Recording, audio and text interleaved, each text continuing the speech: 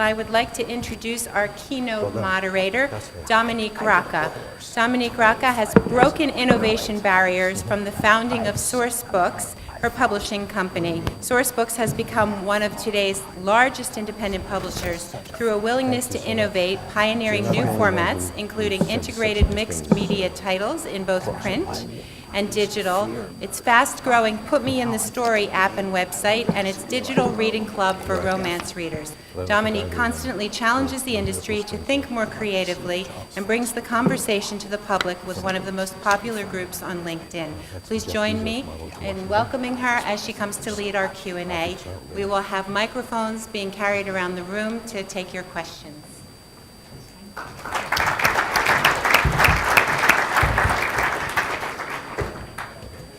Well, that was fun, wasn't it? Very cool. This was fascinating, guys. You guys were all fascinating and all a little bit different, which was... Maybe we should move these chairs up here, because I feel like this lectern is like a blind spot for like so many people on this side of the room. Yes. And I don't want to leave them out. So maybe I think you're good. Get a little closer. Great.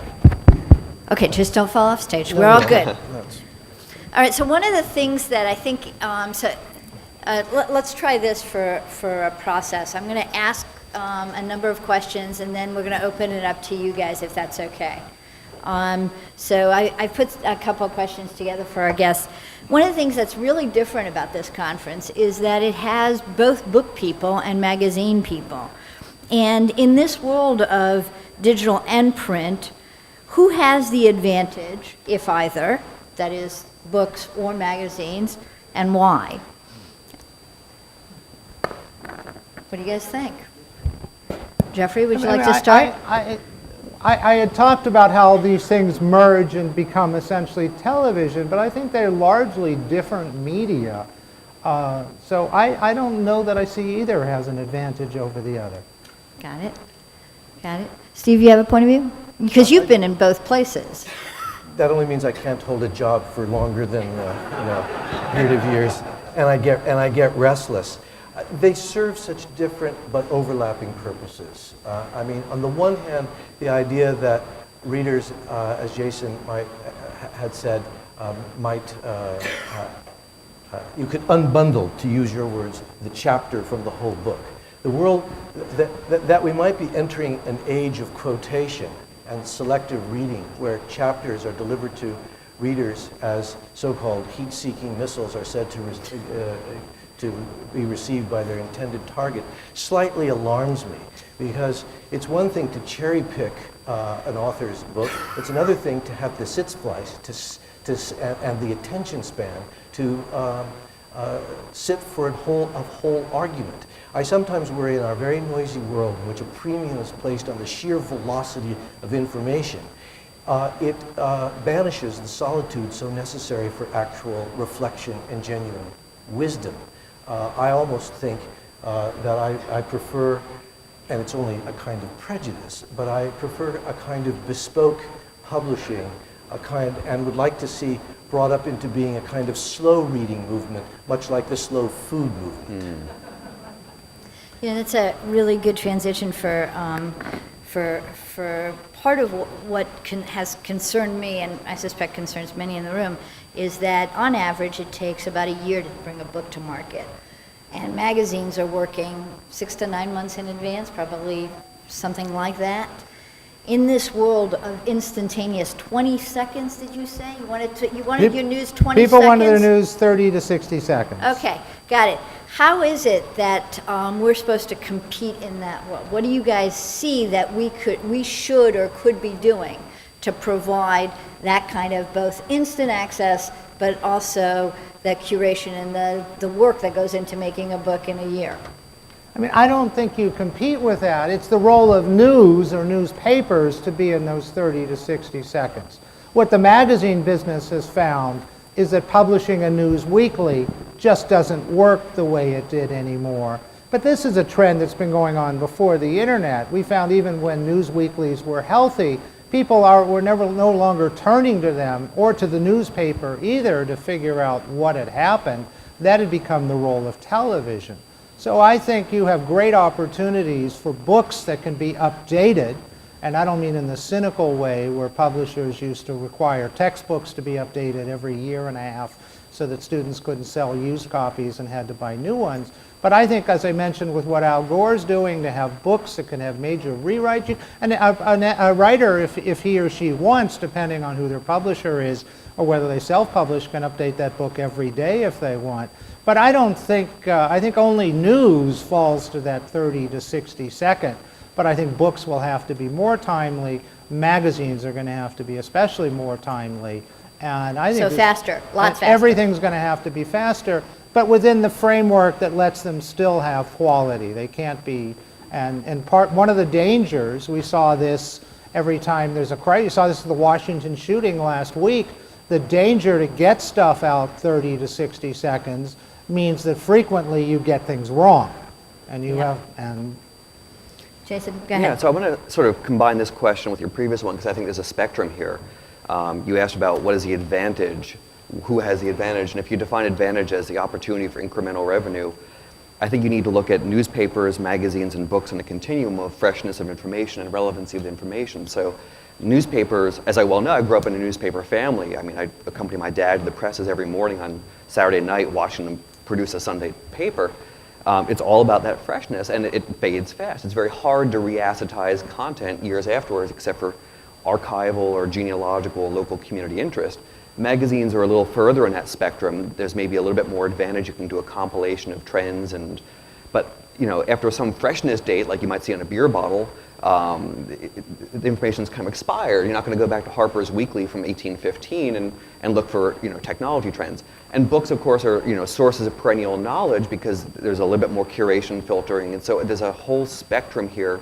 I think the advantage lies with books in terms of the opportunity for incremental revenue by re-acetizing what you have, but I think there's flip opportunity on the newspaper side to be a lot more relevant and stay focused on community interests and what your reporters know best within your local space, magazines being sandwiched between the two. I have to dissent on both counts, at least up to a point. These categories that we're bandying about are overbroad. I mean, there are many kinds of books, there are many kinds of readers, there are many kinds of magazines, and they serve different purposes. And there are many measures of success. Sometimes in these matters, I remain a kind of unreconstructed Leninist. Better, fewer, but better. Sometimes I think getting to the right readers is better than to get many wrong readers. What do I mean by that? If your ambition is to write a novel that will be read in 100 years, maybe it's not so important to you, although for your livelihood it may be very important to you, but maybe it's not so important to you to have many readers just right now. Sometimes, as Orson Welles, who used to shill at his dotage for Paul Masson wineries, no wine before its time, sometimes the vintage of a book takes some time to bring it up to a point where the audience and the readers will understand it. We live in a society right now, in a culture where there's a confusion of categories. Sheer velocity and so-called timelessness, or timeliness, is confused or regarded as synonymous with timelessness, or the enduring quality of work. There are different strokes for different folks. Sometimes it's important to report the news right away, but sometimes you don't know the meaning of that news until much later because it requires actual reflection. Sometimes I even think that the technology that permitted our founding fathers to use a quill pen to scratch their indelible truths on parchment, that it was the pause that refreshes as they ran out of the ink and had to think through a thought when they dipped the pen back into the inkwell. And in that time, it was the time for the gestation and the blossoming of a thought. We now live in an age in which the internet is the first communication system invented in the whole history of humankind that now rewards or considers your first thought as your best thought. Sometimes it's important to have a second thought. It's sort of interesting, that. just to build on that for a second. If you look at the genius of the Founding Fathers, and they truly were geniuses, although our system is being challenged this week, but if you look at if you couldn't have done what they did in an internet or television world, because as various things were being debated, you would have had bloggers screaming, protesters outside. You needed a system where they could contemplate, think, and then slowly Well, the come to the compromise. Federalist Papers and the circulating pamphlets of that era were, in a way, the blogs. blogging of that time. Yeah. But it required some time to compose those pamphlets. And those pamphlets are written, I dare say, in quite an enduring way and reflect a depth of thought that, alas, is rare today. Now, why that should be so, that's another conference. But sometimes I think the qualities of slowness and the time to actually reflect on the tsunami of information which threatens to drown us all is an important quality that's sometimes lost and not very well prized. But it's also difficult, if I could, Okay, go just ahead. how does a publisher, speaking, if you will, as an unrepentant Leninist and onerophile, how does a publisher create a business model where they're hoping to bank books like vintage casks for 100 years? And I've got some ideas on kind of curious. It depends on the nature of your quote unquote business model. I mean, there are publishers with large overheads who want to publish a certain kind of book for which they need a certain kind of revenue. And then, in fact, one of the great perceived threats was the conglomeration of everything. It was thought that technology and economies of scale would winnow the number of publishers, and indeed we see in the last year, in response Random and Penguin, to Amazon, yeah. Random, Penguin, and others, and trying to achieve vast economies of scale. But also, we have a technology that has permitted many smaller publishers to flourish. The business model of, say, a New Directions Press, or City Lights Publishing, or 10-Speed Press in Berkeley, or Owned by Random. many others that one might name, they don't aspire. Their goals are not identical, either in a business sense or in some other ways. They differ. And so it's not a one-size-fits-all metric that should be applied. I think it's very important to, as business people, to unbundle this conversation, to use a useful if jargony word, so that we can apply a more nuanced view to the aspirations and try to narrow the gap between our entrepreneurial ambitions and the expectations of our likely readers and our authors.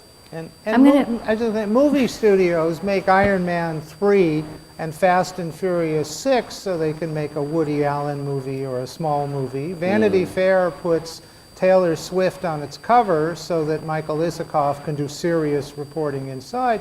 You can still You balance cater your to the list. commercial Yep.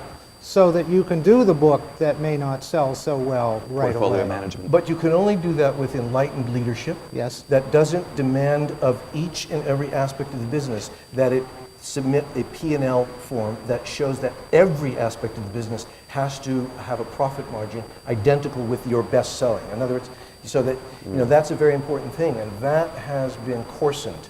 And you certainly in experienced publishing. that when you were looking at the book review section specifically of the Los Angeles Times, which may not be an advertising leader, right? Well, but no book review section ever published by any No, exactly, newspaper which is the ever part, made any which money is the standing alone. part I was saying. But I'm then gonna no one ever move us- asked me to do that, actually.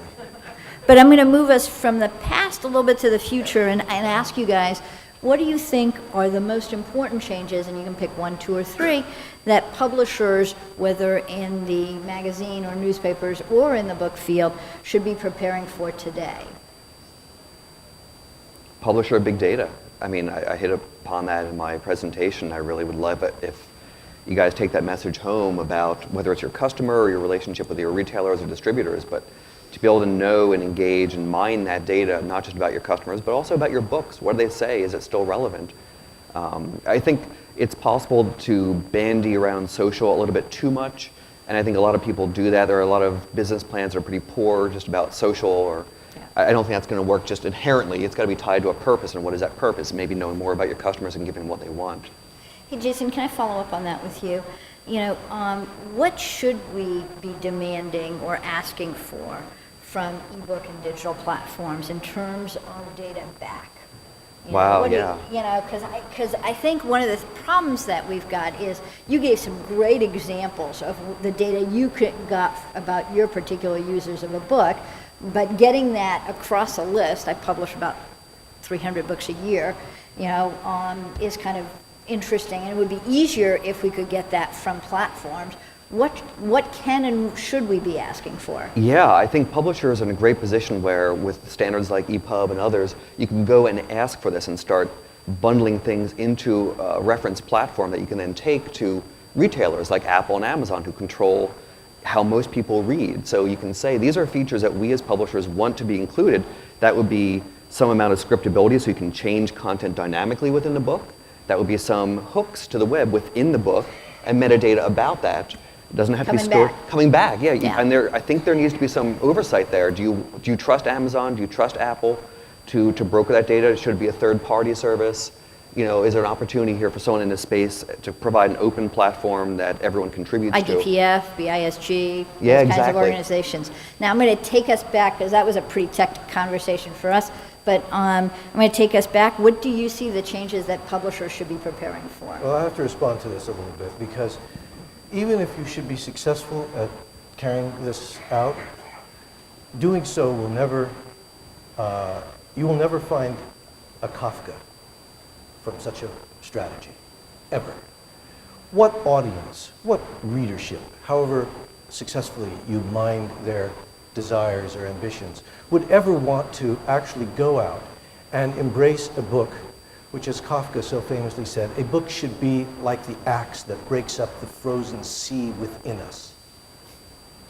If your ambition is to bring to the reading public an experience or an aesthetic experience that turns them inside out and gets them to see the world with new eyes, that's something that comes as a shock, might even be repellent to your likely readers. As for the idea that you should, with respect to newspapers, simply try to become a kind of mirror that reflects the perceived desires or interests of an existing readership, it seems to be a wholly stunted way of going about it. In fact, the ambition should be precisely the opposite. The instrument of communication with respect to newspapers, and maybe even a certain kind of book, should be as one experiences with a telescope.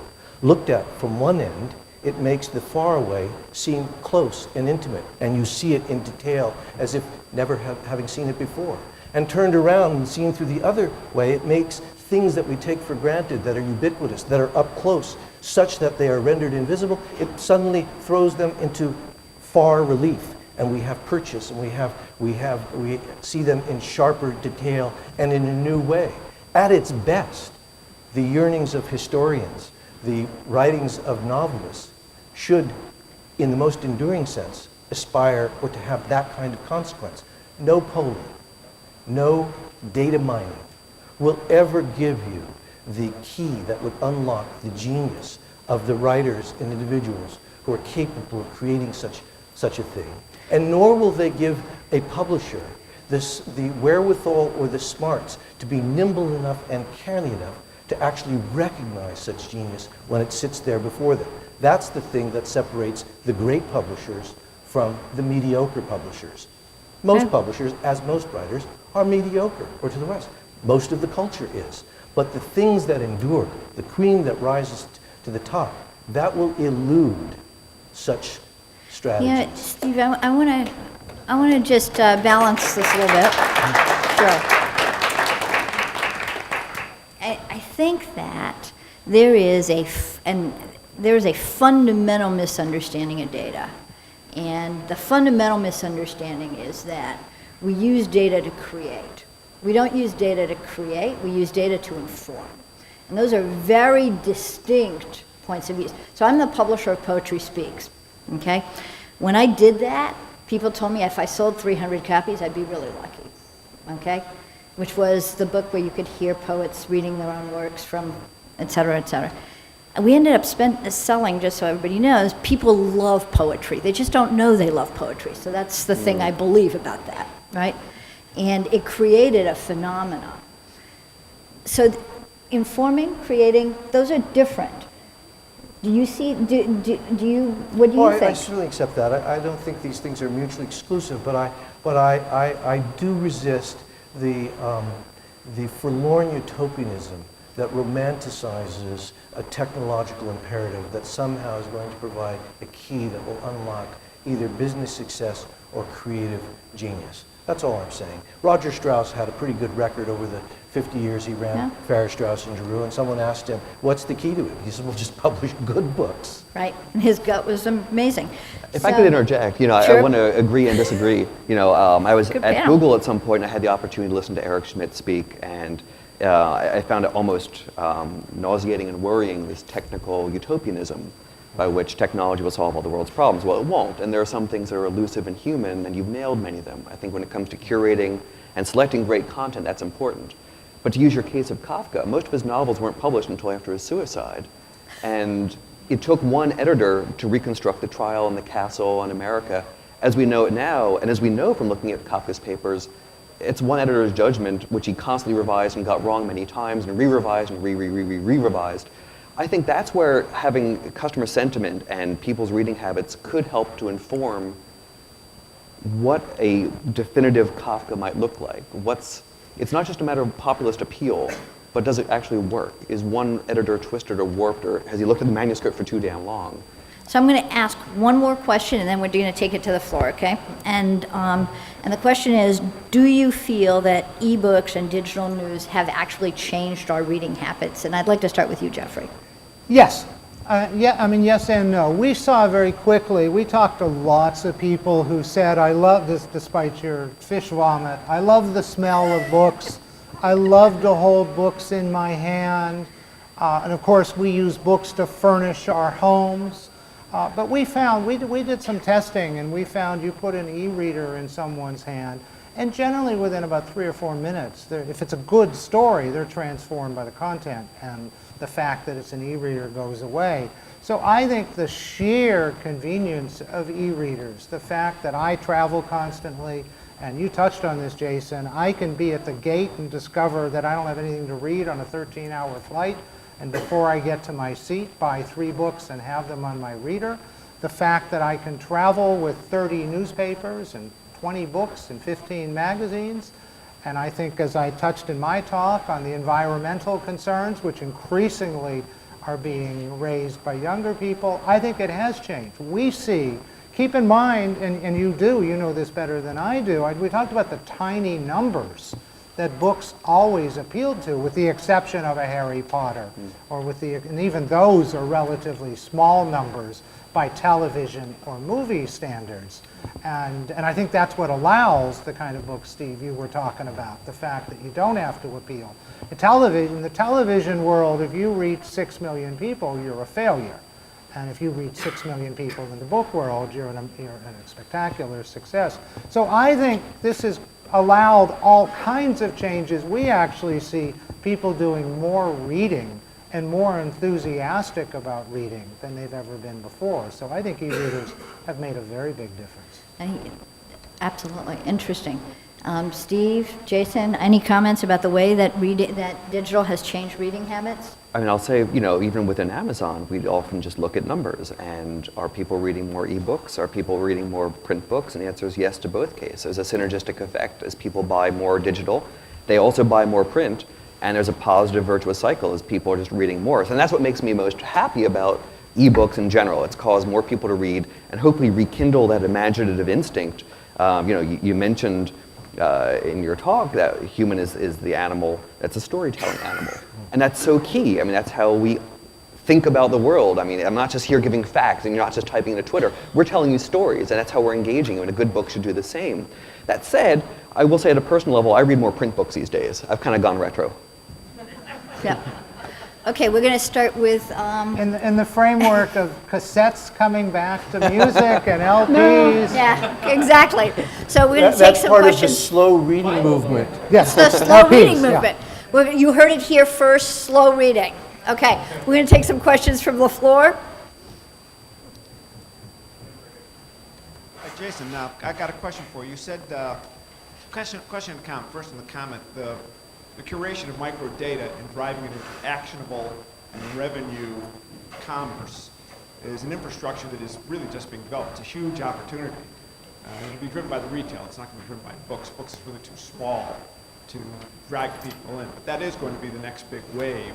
And where it applies in books is going to be really interesting, because if you take a look where ebooks are sold, how much nonfiction is sold in ebooks, how much fiction is sold in ebooks. Truths and great thoughts we find in nonfiction. Once in a while, we don't find many great books anymore in the fiction that's written. So it's going to be interesting to see how that develops, but that will be driven by other industry. You said when you were talking that you were gathering this information and then giving it to your publisher. Who was your publisher, and why did you use a publisher? Huh. Well, it's kind of interesting. Dominique's my publisher, and she's never seen this data. So Yeah. Yeah, and just so you guys know, I should have said that up front. I am Jason's publisher. So it's kind of interesting, right? I mean, the line is really blurred between what can an author do within their scope, what can a publisher do within their scope, and what can a retailer do? And frankly, no one has stepped in with a solution to any of this. So we're very much in these gold rush days of trying to mine, if you will allow an extended metaphor, this customer data. And I do really think that there's an extended set of opportunities here, and I'm glad that you agree. Just imagine 5 years from now, you really do have this platform. Your editors are logging into some website and seeing what books do well, what chapters need additional work. It's not to say that the great American novel will necessarily benefit from that, but not every book, sadly, is that, nor is our reading public after that necessarily. So if you look at Wattpad, and I think you guys know Wattpad, they're iterating fiction, which is interesting to watch. Go ahead.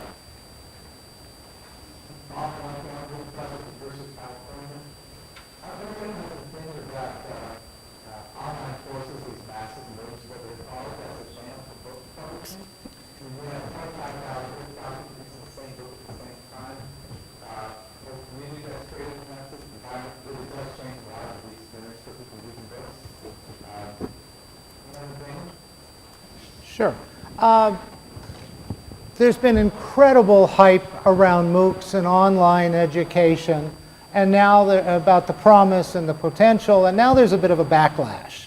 And for example, there's this professor at Stanford who does a course on artificial intelligence, I think enrolled 100,000 people, and now there's data that show that only about 3% finish. Which incidentally, I don't think is really a criticism. If you opened the gates to Harvard and let anybody who wanted to attend Harvard, but then you had strict standards of who could finish by you probably would be less than 3%. But we're sort of a yin and yang. I think the promise of online education, particularly in an era where for the first time in my lifetime in America, we're questioning whether a college degree is worth it, and whether it's worth taking 4 years, being $150,000 in debt, and entering a job market that may not have jobs, I think plays an extraordinarily supplemental role. I think we're going to see a two-tier system where those who want to be doctors and attorneys and scientists will need to go to a 4-year in-person get a degree in person. But I think we're going to see a lot of people move online with proper certification. So I think the hype was unreasonable. I think the backlash is unreasonable. There's a lot of value there for a lot of people. Question over here.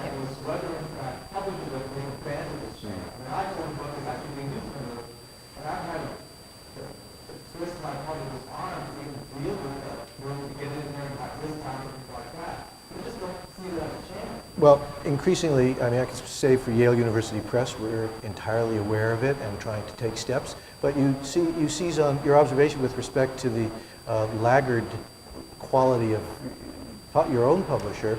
I think, at the risk of offending people, I mean, I think most of publishing's ills are self-inflicted. Publishers have been historically timid by temperament with respect to almost everything. I mean, I remember when I first left the Los Angeles Times and came to New York in '83, at the end of '83, and was then running New Republic Books, which was an imprint, a co-publishing venture with what was then called Holt Reinhardt Winston.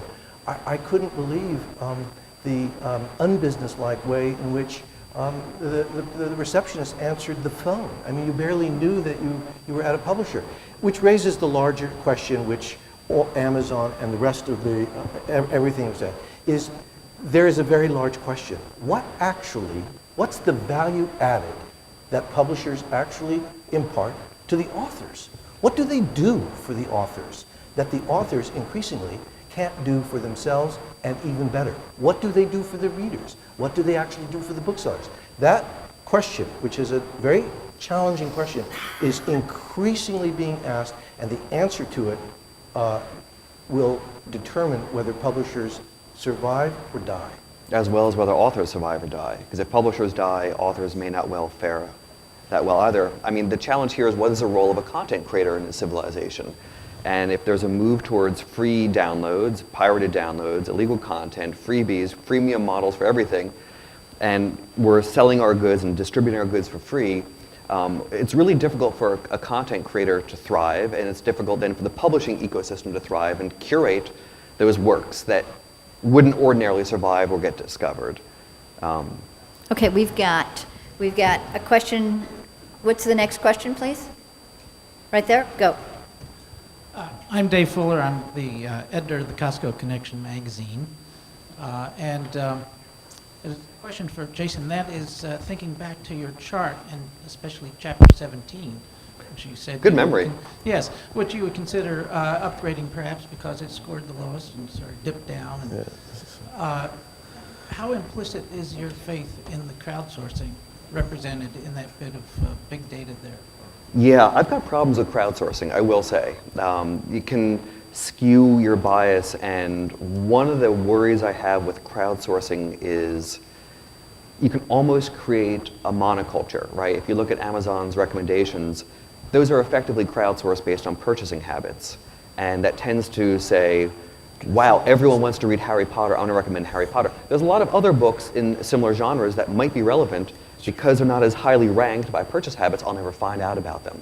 So I think an alternative to crowdsourcing is better data mining. And within a single book, such as yours, if you start raising based strictly or largely on crowdsourcing, your book about the subject that's about, and your competitive author is doing the same, using similar software to do that. Aren't you going to be raising sort of everything to a common denominator that way? It's one source of data, right? So I would rather fly with one eye blinded than both eyes blinded. And until there's better sources of data, I've got to use the data I have and bootstrapping it. So I'm trying to use this as an experiment to say, it's not necessarily the best approach. I think having crowdsourcing data combined with genuine book data. So you yourself, as the author, would then be intermediating, as an editor would, to nuance the results. It's a way of looking at it, but if you look at it as 5 years down the line, maybe as an author, it shouldn't be my role to do it, and maybe that's, an editor logs in the morning, goes to her dashboard and says, all right, well, I'm going to look at Murkowski's book. The numbers are down, we need to pick this up. They're not publishing on a 2-yearly cycle anymore, which is how long it took for us to do this because we had legal wrangles, frankly. Didn't want Amazon to sue us. Yeah, we spent a fair amount on legal. But we could imagine publishers logging in every week to do a set of micro edits to push the book out. There's really just a continuum from newspaper to magazine to book, and it's that frequency and that relevancy. In the ideal publishing platform, I'd be updating my book a lot more often because my editor would tell me to. Okay, we are going to wrap this up, but I can tell that there are still a whole lot of questions. So if you put your questions on Twitter using, I believe it's PBC13 is the hashtag, so PBC13, I'm willing to bet that Jason or one of the other members or I will take a look at it. So let's have that conversation in some other way. Thanks an awful lot.